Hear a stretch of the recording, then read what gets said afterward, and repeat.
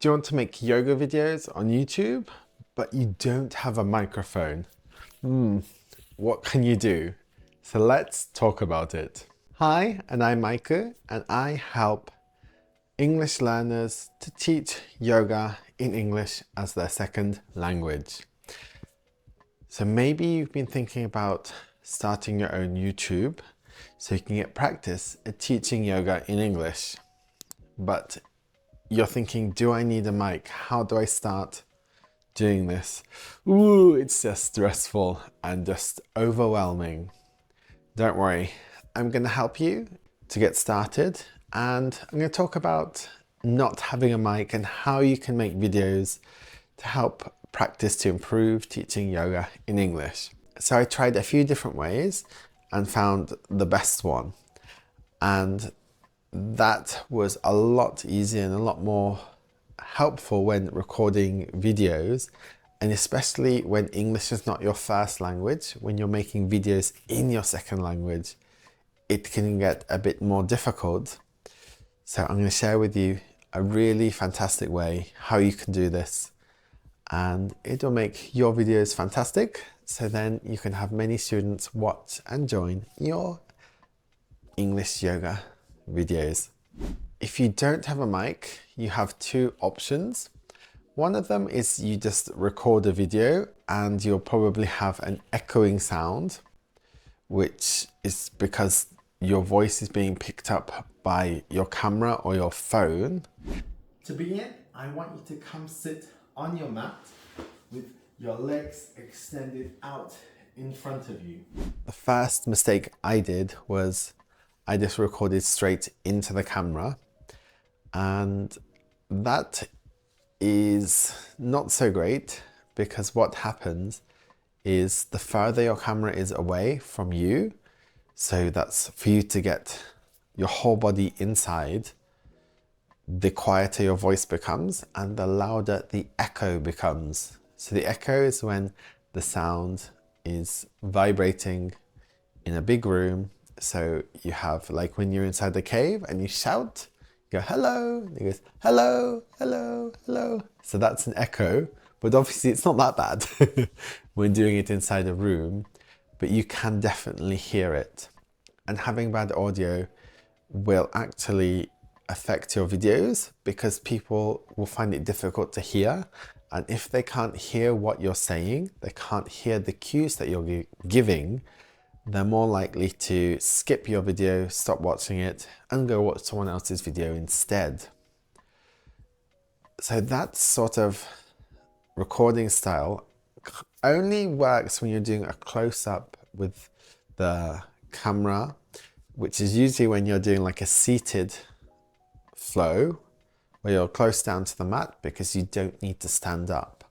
So if you're doing a video where you're close, maybe you're just sitting down, then it's okay. But if your camera is further away, the more of the echo you can hear in your video.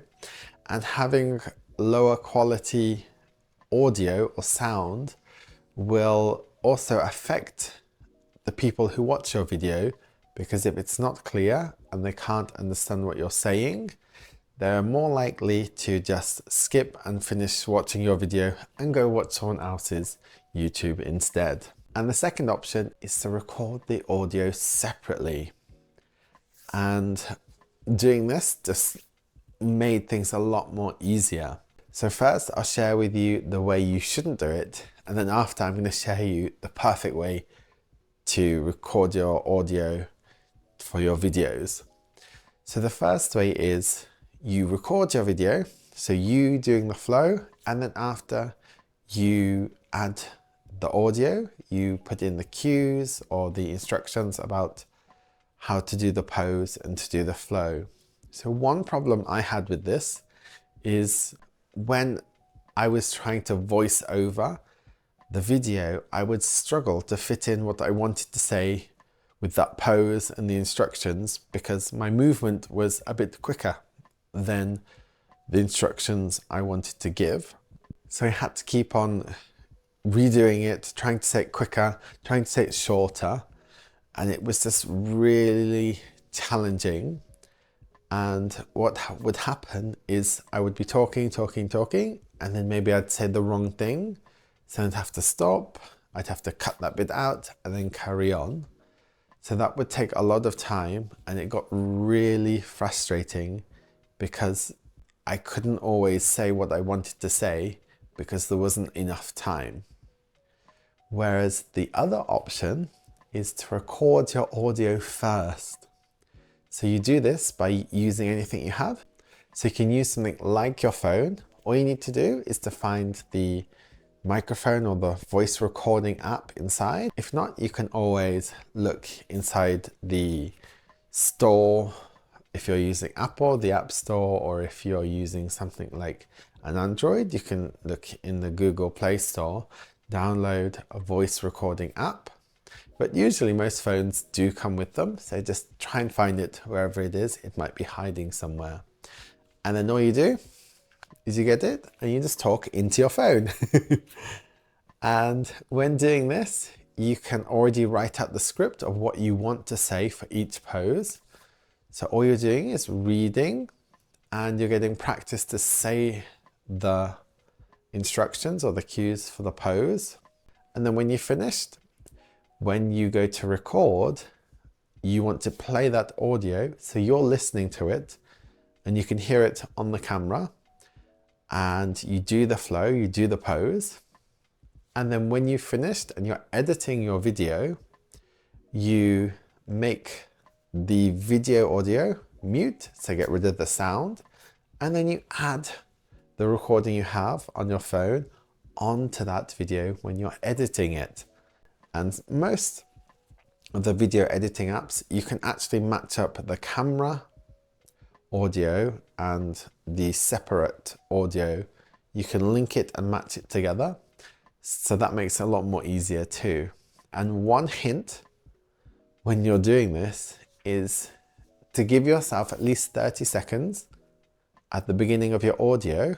So you're going to click record when you're doing it on your phone, and you're going to give 30 seconds, and then you're going to start to actually guide your class, because you want to use that time for you to get ready to go play the audio, to then check the camera, and then go onto your mat so you can get ready to start doing the yoga class. And that's just a super fantastic way of making your own yoga videos to put onto YouTube. And if you want to know about if you should use a mic and how it sounds, you can check out the video. I'm going to put it down in the description so you can watch that one. Please watch it after you finish this one, and then you can make a decision if you want to buy a mic or if you want to do it without a mic. I recommend, to begin with, just work with what you've got. So if you don't have a mic, you can just try recording the audio separately, and it would just make things a bit easier until you feel comfortable, until you feel ready to invest and buy a decent mic so you can start teaching your English yoga classes on YouTube. If you have any questions about this topic or teaching yoga in English, please feel free to pop it down in the comments and I'll be happy to reply and help you out. So when teaching your English yoga classes, do you use pranayama or breath work? If not, why? Is it because you're not sure on how to actually do it? Or if you do, are you using the correct breathing style for your class? If you want to know more about teaching breathwork when doing your yoga class, check out this video right here.